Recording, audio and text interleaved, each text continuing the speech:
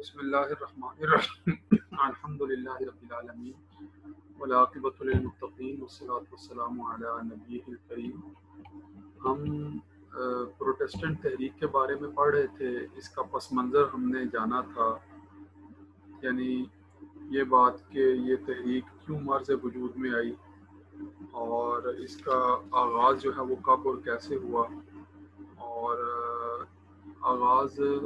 کے حوالے سے جو مارٹن لوتھر کا کردار ہے وہ سب سے اہم ہے۔ اور مارٹن لوتھر آپ جانتے ہیں کہ یہ ابتدائی طور پر بڑا ہی مذہبی آدمی تھا، اور اس نے یہ کہہ لیں کہ مذہب کی تعلیم پوری کرنے کے بعد جب روم کا سفر کیا اور وہاں کے حالات اس پر واضح ہوئے کہ وہ جس مذہبی تصور کو لیے ہوئے تھا اور جس بات کی توقع کرتا تھا روم کے کلیساؤں میں جو پوپ ہیں ان کے کردار کے حوالے سے، تو جو اس کو وہاں ان کے کردار کو دیکھ کر جو سخت مایوسی ہوئی، تو اس کے نتیجے میں اس نے پھر اس بات کا جو ارادہ کیا، یعنی اس بات کا ارادہ کیا یا پختہ وعدہ کیا کہ وہ جو مذہب کے اندر بہت سی ایسی باتیں آ گئی ہیں، خاص طور پر عیسائیت کے حوالے سے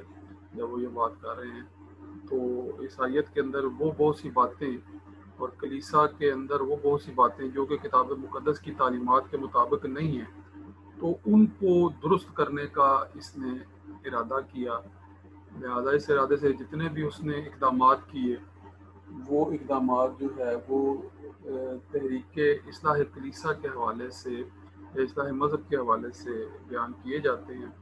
تو اصلاح کے حوالے سے اس نے جو سب سے پہلا قدم اٹھایا تھا وہ یہی تھا کہ 31 اکتوبر 1517 عیسوی کو وٹنبرگ کے گرجا گھر کے دروازے پر اپنا جو ہے وہ 95 نکات پر مشتمل ایک مضمون چسپاں کر دیا، اور اس مضمون میں مارٹن لوتھر نے کلیسا کی زر پرستی اور بالخصوص اس کے معافی ناموں کی فروخت کو شدت کے ساتھ جو ہے وہ مسترد کیا۔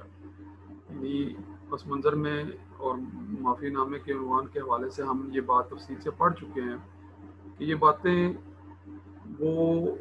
باتیں نہیں تھی جو کہ کتاب مقدس کی تعلیمات کے مطابق ہوں، لہٰذا اس نے اصلاح کے لیے جو ہے وہ ان باتوں کا، یعنی جو معافی نامے تقسیم کرنے کے حوالے سے تھی یا لوگوں سے پیسے یا مال بٹورنے کے حوالے سے تھی، اور صحیح معنوں میں رہبانیت یا کہہ لیں کہ اہل کلیسا کا جو طرز عمل ہونا چاہیے تھا رہبانیت کے متعلق، اس کو چھوڑ کر جو انہوں نے زر پرستی کا رویہ اپنایا ہوئے تھا، اس زر پرستی کے خلاف اور اس معافی ناموں کے دھندے کے خلاف انہوں نے بڑے پیمانے پر جو ہے وہ اقدامات کرتے ہوئے سب سے پہلا قدم جو ہے وہ یہی اٹھایا کہ ایک جو ہے وہ بہت بڑا مضمون لکھا جس کے اندر دلائل سے جو ہے وہ یہ پہلو بیان کیے کہ کس طرح سے عیسائیت کے اندر جو ہے وہ یہ قطعاً ناجائز ہے کہ لوگوں سے مال بٹورا جائے اور معافی نامے جو ہے وہ بیچے جائیں یا تقسیم کیے جائیں۔ اپنے مضمون کی جو کہ اس نے وہاں گرجا گھر کے دروازے پر جو ہے وہ چسپاں کیا تھا، اس نے اس کی ایک کاپی جو ہے وہ اسقف اعظم یعنی جو بڑا پوپ ہے اس کو بھی جو ہے وہ روانہ کی تھی، اور اس مضمون کو اس نے جو ہے وہ مختلف علاقوں میں شائع کروا کر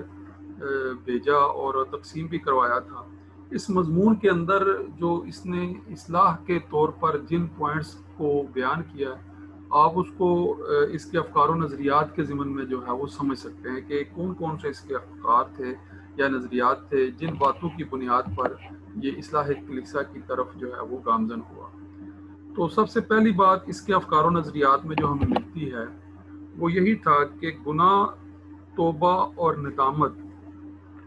اور اللہ تعالیٰ کی رحمت سے جو ہے وہ معاف ہوتے ہیں. یعنی وہ بنیادی بات تھی اس کے افکار اور عقائد اور نظریات کے اندر کہ یہ جو معافی نامے دیے جا رہے ہیں گناہوں کے، تو گناہ تو توبہ سے جو ہے وہ ختم ہوتا ہے، اور توبہ اور ندامت جو ہے وہ اللہ کی رحمت سے معاف ہوتے ہیں، نہ کہ کسی کے حکم سے جاری کسی اور کے حکم کرنے سے یہ معاف ہوتے ہیں. کلیسا کی طرف سے دیے گئے معافی ناموں کی کوئی حیثیت نہیں ہے. یہ اس کی جو ہے وہ پہلی جو ہے وہ بات تھی جو اس نے اپنے مضمون میں بیان کی.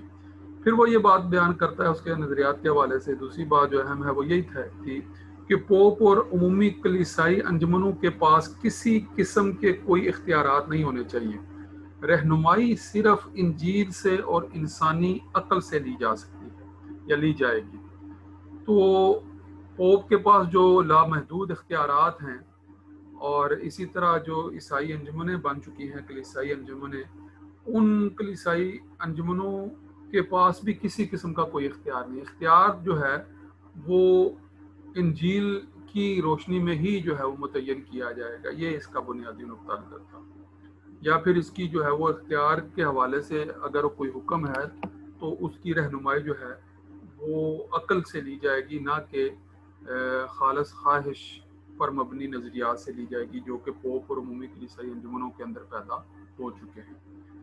پھر وہ یہ بات کرتا ہے تیسرے نمبر پر کہ مقام سزا کا کوئی وجود نہیں ہے. اس قسم کے تصورات کلیسا کے اپنے گھڑے ہوئے ہیں. یعنی مقام سزا کا جو تصور ہے جو پوپ کی ایجاد ہے، یہ اس کو تسلیم کرنے سے انکار کرتا ہے. پھر وہ کہتا ہے کہ اہل کلیسا کا کنوارہ رہنا ضروری نہیں ہے. یہ بھی جو ہے وہ راہبانہ زندگی کے اندر اہل کلیسا یا پوپ کی طرف سے بات اپنائی گئی تھی کہ وہ شادی نہیں کرے گا.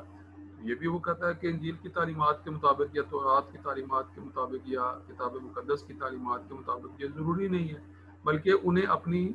ازدواجی زندگی جو ہے وہ اختیار کرنی چاہیے اور زندگی کو ازدواجی پہلو کے مطابق گزارنا چاہیے. تو یہ بات بھی بڑی جو ہے وہ بنیادی ہے راہبانہ زندگی کے خلاف. اسی طرح ایک اور پہلو جس پر وہ اس مضمون میں تفصیل سے بیان کرتا ہے وہ یہی تھا کہ کوئی دینی شخصیت اگر فرائض کی ادائیگی میں کوتاہی کرے تو اسے معزول کیا جا سکتا ہے. یہ نہیں ہے کہ ایک دفعہ کوئی پوپ بن گیا ہے یا پریسٹ کے کسی کلیسا کے اعلیٰ عہدے پر فائز ہو چکا ہے تو اس سے کوئی غلطی کوتاہی ہو نہیں سکتی. اس سے کوئی غلطی کوتاہی ہو تو اس کو اس کے عہدے یا منصب سے معزول کیا جا سکتا ہے، اتارا جا سکتا ہے. یہ بات بھی گھڑی ہوئی ہے کہ ایک دفعہ جو پوپ بن گیا ہے تو اس کو اس کے منصب سے اتارا نہیں جا سکتا، اتارا جا سکتا ہے. پھر وہ یہ کہتا ہے کہ کلیسا کے لوگوں کی طرف رجوع کیے بغیر ہر مسیحی کو انجیل سمجھنے کا حق حاصل ہے. یہ ایک طرح کا وہ پہلو ہے کہ جس حوالے سے جس طرح آپ سمجھیں کہ ہم نے ہندو مت میں بھی یہ چیز دیکھی تھی کہ ہندو جو ہے وہ اعلیٰ ذات کا ہے تو ہی وہ مذہبی کتابوں کو، مقدس کتابوں کو، مہابھارت کو، گیتا کو یا ویدوں کو جو ہے وہ پڑھنے کا، مطالعہ کرنے کا حق رکھتا ہے. نچلی ذات والوں کو یہ حق نہیں ہے. وہاں تو ہندو مت کے اندر ہم نے یہ بات دیکھی تھی. یہاں پر بھی جو ہے وہ اہل کلیسا نے بھی تقریباً اسی قسم کے اپنے تصورات جو ہے وہ پھیلا رکھے تھے. اسی قسم کے تصورات کو وہ رواج دیے ہوئے تھے کہ عام لوگوں کو جو ہے وہ مذہبی کتابوں سے دور رکھا جاتا تھا. مذہبی تعلیمات جو ہے وہ عام لوگوں کا حق نہیں سمجھی جاتی تھی، بلکہ جو گرجے کا پوپ ہے، جو بڑے پادری ہیں، جو اعلیٰ عہدوں پر منصبوں پر فائز ہیں، وہی ان سے استنباط کر کے ان کتب سے لوگوں کو اپنے افکار و نظریات سے جو ہے وہ آگاہ کر سکتے ہیں، اور کسی کا یہ حق نہیں ہے. تو یہ اسی سے یہ بات نکلی کہ وہ پھر اپنی منمانی کرتے تھے اور اپنی خواہشات کے مطابق جو وہ احکامات لوگوں کے اندر رائج کرتے تھے، نہ کہ اپنی مذہبی تعلیمات کو پیش نظر رکھتے ہوئے صحیح معنی میں. یہ بھی ایک بڑا پہلو تھا جس کے خلاف مارٹن لوتھر نے جو ہے وہ اپنے خیالات کا اظہار کیا اور آواز اٹھائی. اسی طرح شاعر ربانی حضرت عیسیٰ علیہ السلام کی فدا کاری کا نشان ہے، لیکن اس کی روٹی اور شراب کو حضرت عیسیٰ کا جسم اور خون قرار دینا مضحکہ خیز بات ہے. یعنی جو اللہ کی طرف سے کھانا ان کو پیش کیا گیا تھا حضرت عیسیٰ علیہ السلام کو، اور اسی طرح وہ جو اپنی ساری زندگی جو ہے وہ خدا کی تعلیمات کے پھیلانے کے لیے وقف کر چکے تھے اور پھر اپنی جان کو بھی اس راستے پر قربان کیا، تو وہ یہ باتوں کو حضرت عیسیٰ علیہ السلام کی فداکاری کا، یعنی اللہ کی راہ میں اپنے آپ کو قربان کرنے کا نشان جو ہے وہ بیان کرتے ہیں اور اس کی کو تسلیم کرتے ہیں، مگر ساتھ ہی یہ جو تصورات عیسائیت میں پھیلے ہوئے ہیں کہ روٹی اور شراب کو عیسیٰ علیہ السلام کا جسم اور خون قرار دینا، تو اس طرح کی نظریات جو پھیلے ہوئے تھے ان کو وہ سراسر جو ہے وہ گھڑے ہوئے من گھڑت قرار دیتے ہیں اور ان کا انکار کرتے ہیں۔ تو یہ اس طرح کے عقائد اور نظریات اور کچھ باتیں تھیں مارٹن لوتھر کے افکار کے حوالے سے، جو کہ اپنے مضمون میں اس نے بیان کی اپنی ابتدائی اصلاحی کوشش کے حوالے سے۔ پھر اس کی اصلاحی جد و جہد نے جو ہے وہ باقاعدہ ایک تحریک اختیار کر لی۔ اس کی جو اصلاحی جد و جہد تھی اس نے لوگوں کو اس قدر متاثر کیا کہ یہ آہستہ آہستہ، یعنی جو مضمون لکھ کر اس نے اپنے افکار و نظریات لوگوں تک پہنچائے، تو لوگ بھی پہلے ہی کلیسا کے جو علمبردار ہیں، پوپ یا اس کے جتنے بھی کلیسا کے آپ کہہ لیں کہ مذہبی رہنما ہیں، ان کی اجارہ داری، ان کے من مانے قوانین سے لوگ پہلے ہی جو ہے وہ تنگ تھے، لوگ پہلے ہی ان سے جو ہے وہ بیزار بیٹھے ہوئے تھے۔ اس لیے جب مارٹن لوتھر نے اپنے نظریات کو پھیلایا تو لوگوں نے پھر آہستہ آہستہ اس کا ساتھ دینا شروع کیا، اور یہ ساتھ جو ہے وہ آہستہ آہستہ بڑھتے بڑھتے باقاعدہ جو ہے وہ اس شکل میں سامنے آیا کہ یہ چیزیں جو ہے وہ باقاعدہ تحریک اختیار کرنا شروع ہو گئی۔ تحریک کو برپا کرنے کے حوالے سے جو ہے وہ اس کی جو اصلاحی جد و جہد ہے اس میں بنیادی کردار جو ہے وہ اگر تھوڑا سا تفصیل سے دیکھا جائے تو اس بات کا بھی تھا کہ پہلے تو اس نے جو ہے وہ کچھ افکار و نظریات کو جو ہے وہ لکھ کر چرچ کے سامنے جو ہے وہ پیش کیا، پھر اس نے باقاعدہ کتابیں لکھنا شروع کی، اور اس نے جرمن زبان میں انجیل کا ترجمہ کیا۔ جرمن بولنے والا ہر شخص انجیل کو براہ راست نہیں جانتا تھا، نہیں پڑھ سکتا تھا، مگر اس ترجمہ کرنے کے بعد جو ہے وہ لوگ اب براہ راست اس کو پڑھنا سمجھنا شروع ہو گئے، اور ان کو پھر جو ہے وہ بہت سارے معاملات کے اندر سمجھنے کے حوالے سے پادریوں کی ضرورت پیش نہیں آتی تھی۔ تو اس طرح کتابوں کے ترجمے، کتابیں لکھ کر اور ان مذہبی کتب کا جرمن زبان میں ترجمہ کر کے اس بات کو اس نے یقینی بنایا کہ جو اپنی آواز ہے وہ پورے یورپ میں جو ہے وہ پھیل جائے، اور عوام نے جب اس کے نظریات کو سنا تو یہ ان کے دل لگتی باتیں تھی بہت حد تک، تو اس طرح سے عوام نے بڑے جوش اور جذبے سے اس کے افکار اور نظریات کو جو ہے وہ قبول کرنے لگے۔ اس حوالے سے ڈاکٹر مائیکل ہارٹ کا ایک اقتباس ہے، آپ کی کتاب میں نقل ہے، وہ ذرا دیکھ لیں کہ ان اصلاحات کا سب سے بین واضح نتیجہ متعدد پروٹسٹنٹ مسالک کی تشکیل کی صورت میں ظاہر ہوا، جبکہ خود پروٹسٹنٹ مذہب عیسائیت کی ایک شاخ ہے۔ اصلاحات کا دوسرا اہم نتیجہ یورپ بھر میں اس سے ظاہر ہونے والا مذہبی خانہ جنگی کا پھیلاؤ بھی تھا۔ ان میں سے چند مذہبی جنگیں غیر معمولی طور پر خونی تھیں۔ ان جنگوں کے ساتھ ساتھ کیتھولک اور پروٹسٹنٹ فرقوں میں سیاسی تنازعات بھی ابھرے، جنہوں نے اگلی کئی صدیوں تک یورپی سیاست میں ایک اہم کردار ادا کیا۔ اصلاحات نے مغربی یورپ کی ذہنی ترقی میں بھی ایک پیچیدہ مگر اہم کردار ادا کیا۔ 1517 سے پہلے صرف ایک مستند گرجا یعنی رومی کیتھولک کلیسا موجود تھا، جبکہ اس کے مخالف کو بدعتی قرار دیا جاتا تھا۔ اس طرح کی صورتحال آزادانہ فکر کے لیے تو یکسر غیر موزوں تھی۔ اصلاحات کے عمل کے بعد متعدد ممالک نے مذہبی فکر کی آزادی کے اصول کو عام کیا۔ تو یہ بات اب ظاہر ہو رہی ہے اس اقتباس سے بھی کہ باقاعدہ جو ہے وہ ان کتابوں کی اشاعت و ترویج اور ترجمے کی اشاعت و ترویج کے نتیجے میں لوگوں کی ایک بڑی تعداد ان نظریات کی جو مارٹن لوتھر نے پیش کیے تھے حامی ہونا شروع ہو گئی، اور اس کے نتیجے میں مختلف مسالک کے درمیان یعنی پروٹیسٹنٹ کیتھولک کے درمیان یا پھر کسی جگہ پر جو ہے وہ چونکہ براہ راست آرتھوڈاکس سے ان کی جو ہے وہ معاذرہ کم تھی، کیتھولک سے ہی زیادہ تھی کیونکہ مین چرچ اس وقت کیتھولک ہی کے اجارہ داری سے جو ہے وہ قائم تھا، تو اس اعتبار سے جو ہے وہ براہ راست کیتھولک سے ان کے نظریات متصادم ہونے کی وجہ سے ان کے ساتھ ان کی محاذرائی اور جنگیں تک جو ہے وہ یہ نوبت آئی، اور اس کے نتیجے میں رومی جو کلیسا ہے یعنی چرچ جو ہے وہ اس کی طرف سے ان کو بڑے پیمانے پر شدید مخالفت کا جو ہے وہ سامنا کرنا پڑا۔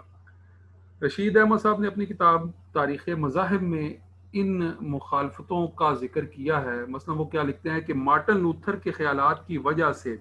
رومی کلیسا کے حلقوں میں ایک تہلکہ پڑ گیا۔ اس زمانہ میں لیو دہم پوپ تھا، اس نے لوتھر کے ان خیالات کی تردید کی، لیکن لوتھر نے اپنی تصانیف کے ذریعے بہت سے لوگوں کو خم خیال بنا لیا، اور 1520 میں پوپ نے ایک فرمان جاری کیا جس کے ذریعے لوتھر کے 41 عقائد کو باطل قرار دیا، اور ساتھ ہی عوام سے اپیل کی گئی تھی کہ وہ لوتھر کی تمام کتابیں جلا دیں۔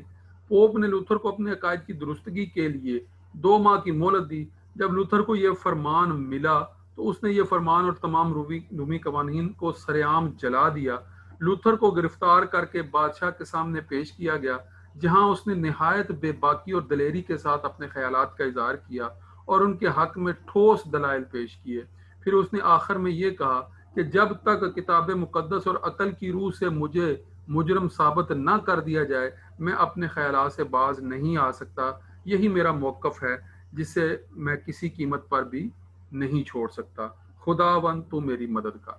تو یہ کہہ لیں کہ اہل کلیسا نے شدید مخالفت میں اس کے نظریات کا ابطال بھی کیا، مگر وہ ابطال خالص دلائل کی بنیاد پر نہیں تھا، اس لیے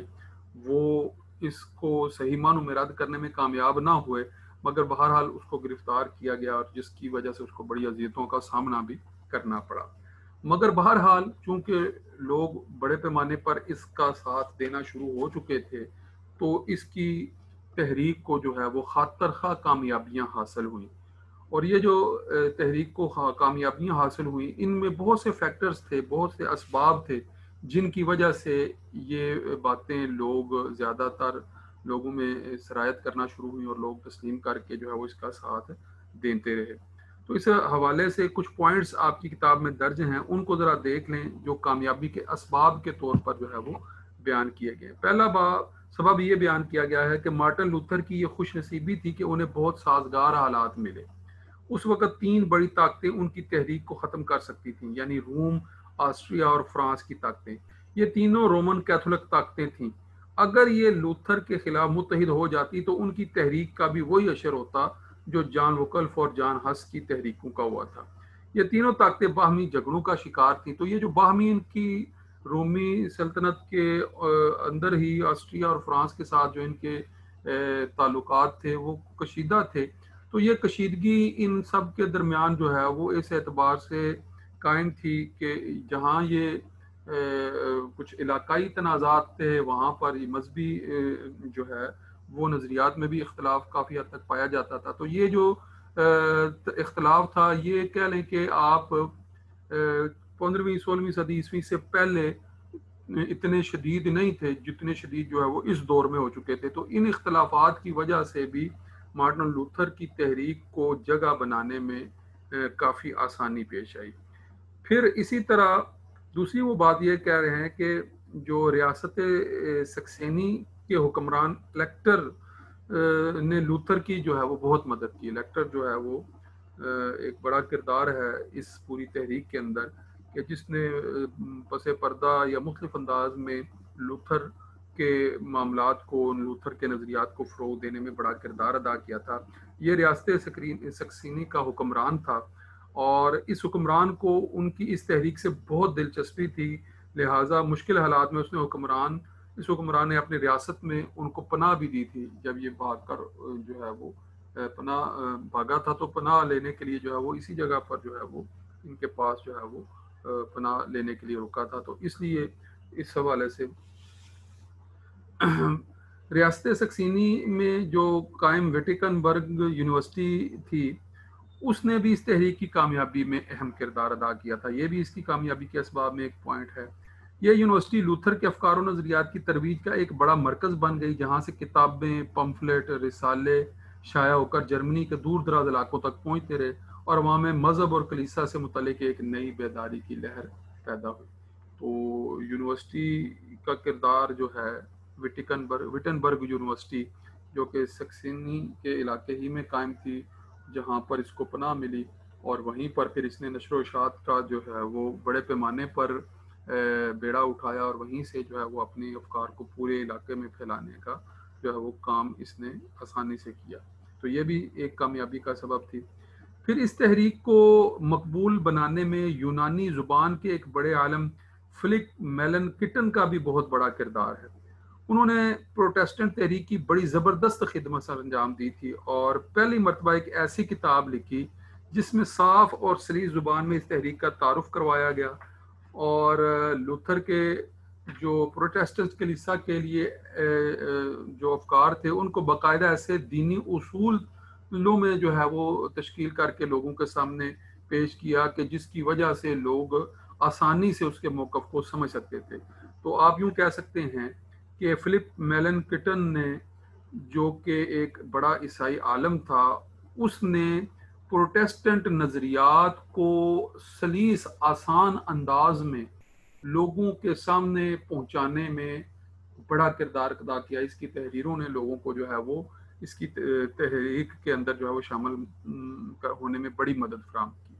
تو یہ بھی ایک کامیابی کا سبب سمجھا جاتا ہے اس تحریک کی۔ پھر اس تحریک کی کامیابی کا ایک بڑا سبب یہ بھی تھا کہ لوتھر نے اپنے افکار کی اشاعت کے لیے جرمن زبان کو براہ راست استعمال کیا۔ اس سے پہلے پوپ یا کلیسا جو ہے وہ مذہبی باتیں جو ہیں وہ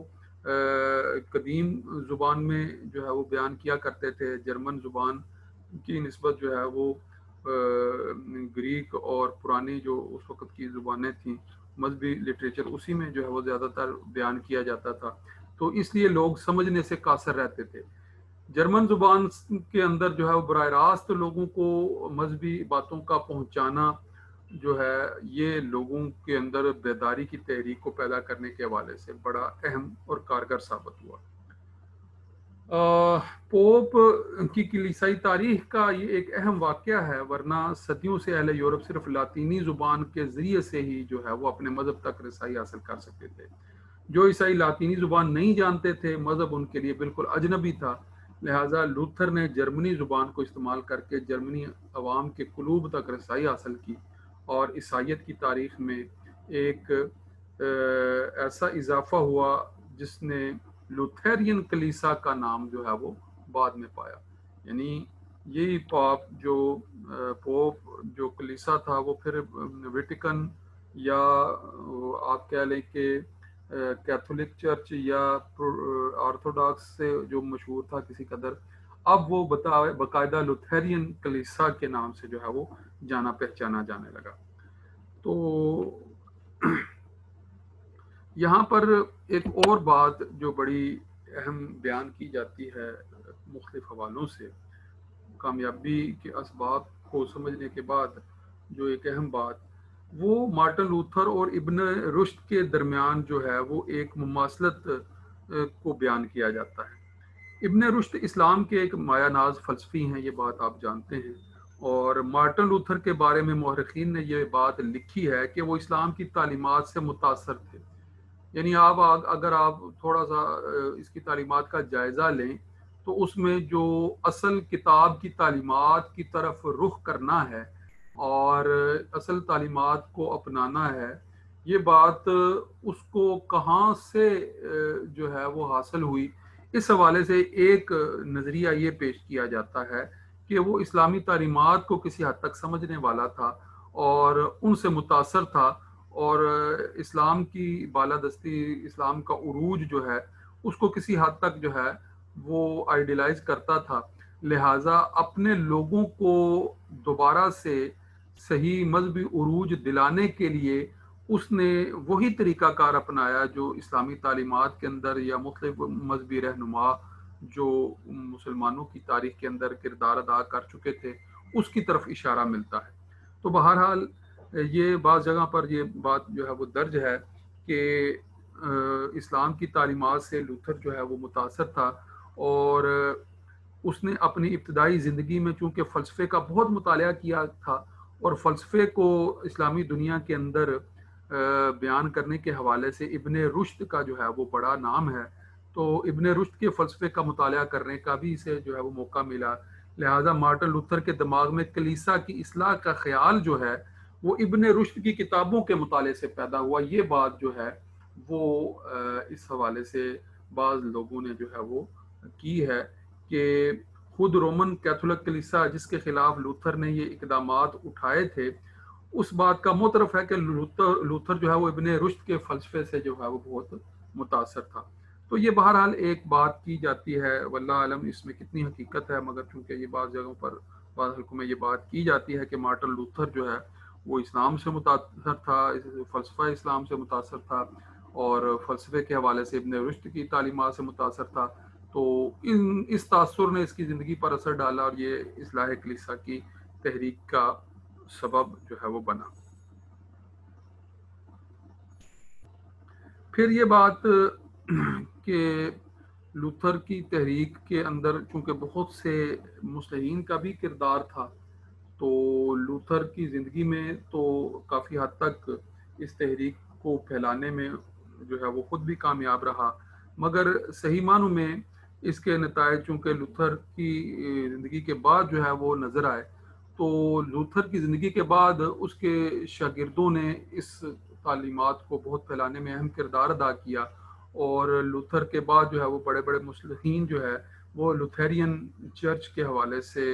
ان کے نام بھی سامنے آئے جنہوں نے کردار ادا کیا تھا۔ تو اس کے حوالے سے جو بعد کے مصلحین ہیں ان کا بھی تھوڑا سا ذکر آپ کے سامنے ہونا چاہیے کہ کچھ لوگوں نے کلیسا کے ضمن میں جو کام کیا،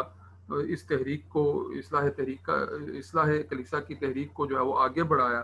تو جس زمانہ میں مارٹن لوتھر جرمنی میں اصلاح مذہب کی تحریک چلا رہے تھے، اسی دور میں ہیلرچ زوینگلی سوئٹزرلینڈ میں ایک ایسی تحریک چلا رہے تھے، یعنی ایک طرف لوتھر یہ کام کر رہا تھا تو دوسری طرف جو ہے وہ ہیلرچ زوینگلی وہی اسی دور میں یہی کام کر رہا تھا،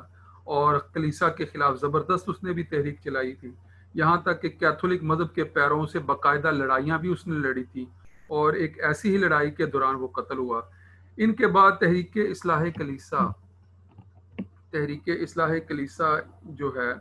ان کے بعد وہ آپ کہہ لیں کہ ایک بڑا نام جو ہے وہ جان کالوین کا ہے، اور جان کالوین جو ہے یہ فرانس میں پیدا ہوا تھا، اور اس نے